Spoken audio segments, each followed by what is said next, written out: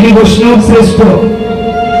দেবাদিদেব মহাদেব বাবা ভুলে না, বৈষ্ণব তো অনেক চালাক মানুষ, অনেক চালাক জন, সঙ্গে সঙ্গে কৃষ্ণের চরণ জড়িয়ে ধরে।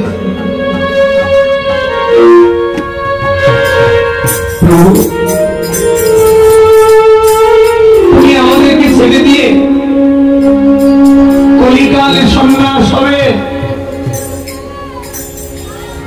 তবে আমাদের সৃষ্টি করলে কেন?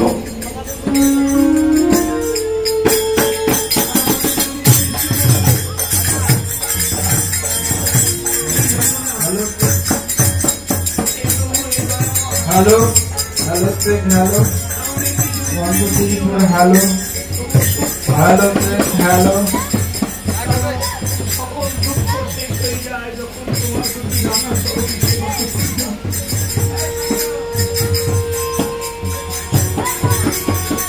তাই প্রভু তোমার সব ব্যথা সইব।